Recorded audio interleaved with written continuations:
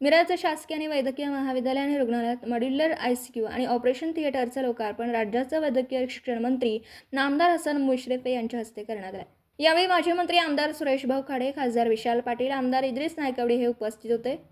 राज्यातील प्रथमच modular ICU आणि ऑपरेशन थिएटर आता गोरगरीब रुग्णांच्या सेवेसाठी खुलं होणार आहे. तब्बल 25 कोटी खर्चून 40 बेडचं अद्ययावत आयसीयू तर 21 कोटी रुपये खर्चून अद्ययावत ऑपरेशन थिएटरचा लोकार्पण आज घेण्यात आला. पूर्णपणे पंचतारांकित असलेल्या खासगी हॉस्पिटलप्रमाणे या रुग्णालयात गोरगरीब रुग्णांना उपचार प्रदान केले जाणार आहेत. मिरज ही आरोग्य पंढरी म्हणून ओळखली जाते, तर पूर्वी खास हृदयरोगावर उपचार घेण्यासाठी मिरज जिल्हा, परजिल्हा तसेच बाहेरच्या राज्यातून किंवा किंबहुना परदेशातून रुग्ण उपचारासाठी येत होते. तर आता मिरज सिव्हिल रुग्णालयात लवकरच कॅथलॅब मंजुरीसाठी प्रयत्न करणार असल्याचं मंत्री हसन मुश्रीफ यांनी माहिती दिली आहे. सुपर स्पेशालिटी हॉस्पिटलसुद्धा मंजुरीसाठी केंद्र सरकारकडे असून त्याचा प्रश्न लवकर सोडवू असं आश्वासन वैद्यकीय शिक्षण मंत्री हसन मुश्रीफ यांनी दिलं. यावेळी खासदार विशाल पाटील यांनी सुद्धा संसदेत याबाबत बोललं असल्याचं सांगत त्याचा पाठपुरावा करू असं आश्वासन दिलं. मिरज आणि सांगली येथील शासकीय रुग्णालयात वैद्यकीय शिक्षण खात्यांव्यतिरिक्त जिल्हा नियोजन समिती आणि आमदार फंडातून भरघोस मदत देणार माजी पालकमंत्री सुरेशभाऊ खाडे यांचं सुद्धा यावेळी कौतुक करण्यात आलं. माजी मंत्री सुरेशभाऊ खाडे यांनी गोरगरीब रुग्णांसाठी आणखी सुविधेसाठी लागेल ती मदत आणि फंड उभा करू असं आश्वासन दिलं.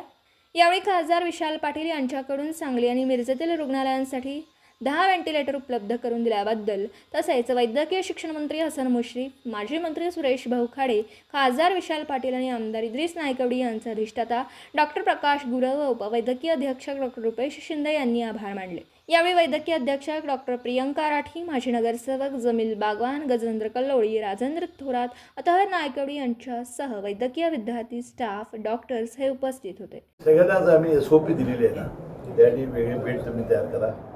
GB सिंड्रोमसाठी औषधं दिलेली आहेत त्यांना, जिथं औषध कमी आहे तिथं औषधा पुरवठा केलेला आहे. कारण एक इंजेक्शन 40,000चं आहे, त्यामुळे किमान 5 इंजेक्शन द्यावे लागतात किमान. तर ती व्यवस्था आपण केली आहे. औषधाबद्दल कुठली मोफत औषध दिली जातील आणि त्या ठिकाणी सांगितलं आम्ही वेगळा तुम्ही थोडंसं त्यातच तुम्ही वेगळं हे करा म्हणून. खासगी हॉस्पिटलमध्ये अक्षरशः पेशंटला कापलं येऊच नका तुम्ही, इकडे जा. पैसे कुठे देणार? 40,000 एका इंजेक्शन लागतात, देणार कुठले? साहेब सांगलेलं कायच मंत्री होतं की जो टाईप प्लॅन होता त्यामध्ये अनेक ठिकाणी त्यांच्या नातेवाईकाची राहण्याची व्यवस्था नव्हती.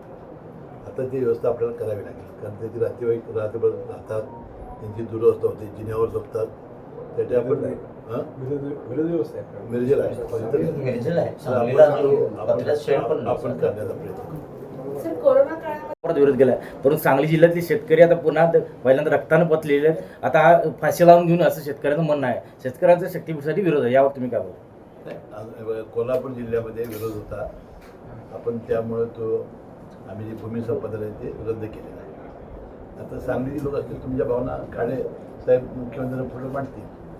पण शेतकरी आज टोकाची भूमिका घेतात, लोकप्रतिनिधी आहेत ते. कोल्हापूरमध्ये म्हणते, पण कोल्हापूरमध्ये सध्या गुरुवारी राज्यव्यापी परिषद घेतली आणि कोल्हापूरमध्ये विरोध नाही असं म्हणतात. 80 गाव आहेत, टोटल 80 गाव कोल्हापूरमध्ये भूमी संपादन आपण नोटिफिकेशन रद्द केलेलं आहे. आज शक्तीपीठ मार्ग कोल्हापूरनातून जाणार नाही. आता नवीन काय अलाइनमेंट करणार आहेत काय ते काय आज आमच्यासमोर आलेलं नाही. ते समजायचं कोल्हापूरला जोडणार कसा हे बघा, सांगलीला आता रोड होणार आहे, कोल्हापूर हायवेला लागला. हायवेचं जायचं शंकेश्वर मार्गे गोव्याला जायची चिंता आपल्याला का? तो येणार आहे सांगलवाडीपर्यंत, सांगलवाडीपर्यंत इकडे येणार आहे, इकडून तो रस्ता कोल्हापूरला हे बघा, आता जो रस्ता आला आहे सोलापूरवरून तो थेट आता नवीन आता तुमचं कोल्हापूरपर्यंत जाणार आहे. कोल्हापूरला हायवेला जोडणार, तो हायवेला जोडायचं, तर त्या बाजूला वळायचं. नाही, आपलं गोव्याला जायचंय ना. शक्तीपीठ देवांसाठी केलंय, देवांसाठी केलंय. गोव्याला जायचं ना. शक्तीपीठला गोव्याला जाण्यासाठी कोल्हापूर हाच त्यांच्यासमोर पर्याय आहे. कोल्हापूरला नाही. तुम्ही काय नाही, आम्ही व्यवस्थित त्याला लाईन काढून दिलेली आहे. तुम्हाला गोव्याला सोयीचं होईल असं नाही करतोय आणि आपण देऊ. मुश्रीफ साहेब, सांगलीचं जे हॉस्पिटल आहे ते रत्नागिरी, सोलापूर किंवा या ठिकाणी, पण औषधच पुरवठा अजून सुद्धा होत नाही. बाहेर चिठ्ठ्या दिल्या जातात, कारण का जे काय गरीब लोक येतात बाहेरचे, कर्नाटकमध्ये सुद्धा येतात, पण सिव्हिलमध्ये अजून थोडं सुविधाचं. आमच्या विभागानं चिठ्ठी बंद केलेली आहे. मी आणि पुन्हा त्याला सूचना दिली, चिठ्ठ्या नाही. 30% आपल्याला जो बजेट येतं आहे ते आम्ही पूर्णपणे डीनना देतो. डीनना आम्ही त्याचे अधिकार दिलेले आहेत. DPDCला जे निधी येतो ते औषध खरेदीचे अधिकार जिल्हाधिकाऱ्यांनी डीननी करायचे आहेत. त्याशिवाय महात्मा फुले जीवन जो पैसा येतो PL अकाउंटवर ते सुद्धा अधिकार त्यांना दिलेले आहेत. आता औषधाच्या चिठ्ठ्या द्यायच्या नाहीत, औषधाला पैसे कमी पडले जाणार नाहीत हे ठाणकावून आम्ही त्यांना सांगितलं आहे. तशी अडचण असेल तर आपण डीनवर सुद्धा कारवाई करू. तुम्ही 100 बेडची दिवसभरातील घडामोडींचा आढावा घेण्यासाठी पाहत रहा N24 मराठी न्यूज चॅनल.